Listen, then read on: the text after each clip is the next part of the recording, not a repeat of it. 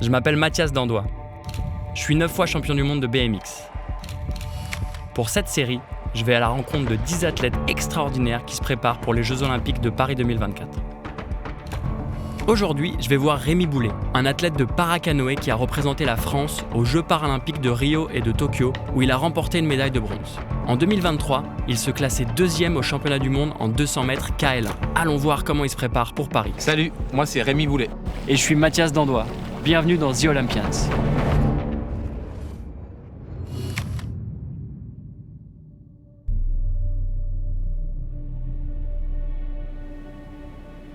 On est dans le temple du canoë-kayak français. Tu peux nous dire un peu où est-ce qu'on est aujourd'hui ? À Vers-sur-Marne, donc c'est le site olympique et paralympique du canoë-kayak et de l'aviron. T'es militaire de carrière à la base. T'étais dans les parachutistes.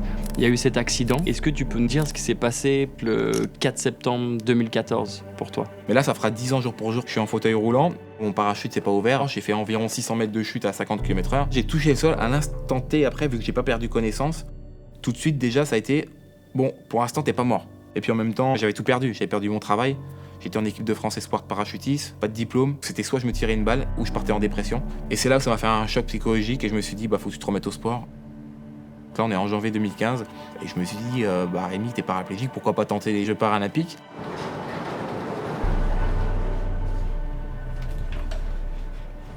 Il semble que c'est au cours d'une séance de sport aux Invalides qu'il a feuilleté un petit magazine dans lequel il parlait du paracanoë qui commençait aux Jeux de Rio un an plus tard. Et donc c'est comme ça que son idée est venue. J'ai appelé le manager de l'équipe de France et je lui ai dit, mais est-ce qu'il reste des places qualificatives ? Il me dit, il faut faire 55 secondes. Et donc c'était une course contre la montre, quoi. Il restait 1 an pour participer aux Jeux. J'étais encore hospitalisé. Je dis, je le ferai.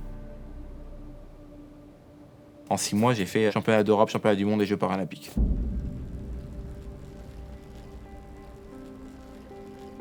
J'ai lu que tu avais 250 journées de stage de prévues jusqu'à Paris 2024.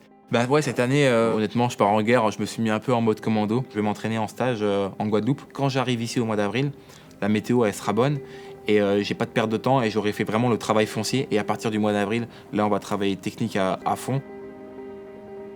Et puis après, c'est sûr que d'être loin de sa fille et de sa femme, c'est difficile. Il faut vivre avec.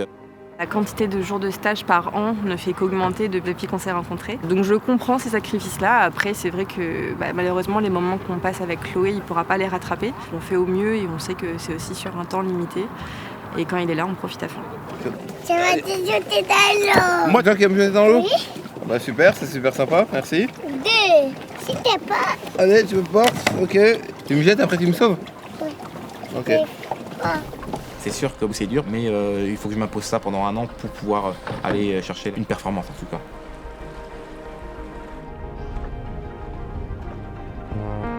Tu m'as dit un truc qui m'a choqué tout à l'heure. Tu étais en 52 à Rio et là, tu t'approches des 45. Comment tu arrives à gagner 1 seconde par an et comment tu vas faire pour gagner la seconde qui te manque pour gagner Paris ? Moi, mon point faible, c'était plutôt je me prenais un mur. Le lactique arrivait à 30 secondes et je me prenais un mur et j'arrivais pas à tenir la course.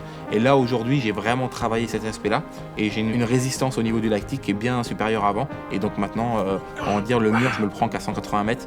Donc forcément, je vais plus vite. Et puis, j'ai vraiment travaillé la force musculaire pour devenir un monstre au niveau du haut du corps.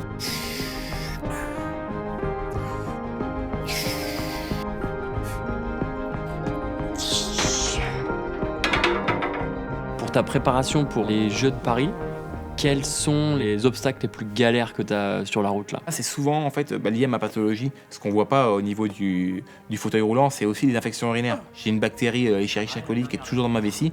Je dois vivre avec ça et je dois pas être. Si je suis trop fatigué, la bactérie elle me combat entre guillemets et c'est elle qui gagne, tu vois. Et en fait le problème c'est savoir ne pas trop stresser parce que l'infection elle vient avec le stress.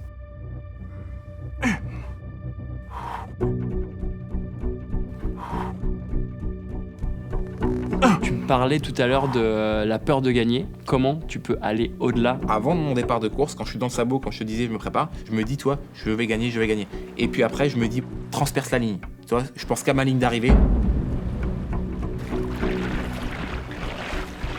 Je dois aller bouer et je me dis transperce la ligne. Et donc ça, des fois quand ça marche bien, franchement je fais des top résultats.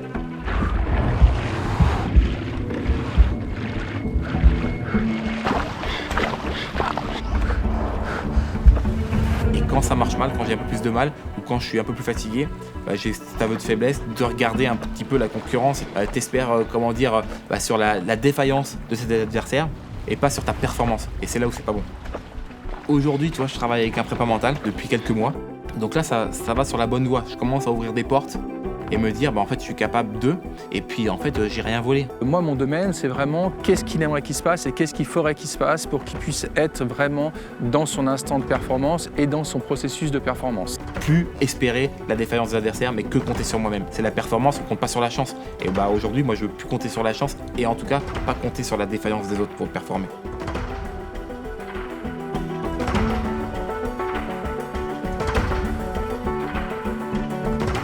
Je m'appelle Rémi Boulet et mon objectif pour Paris 2024, c'est d'aller chercher l'or avec vous.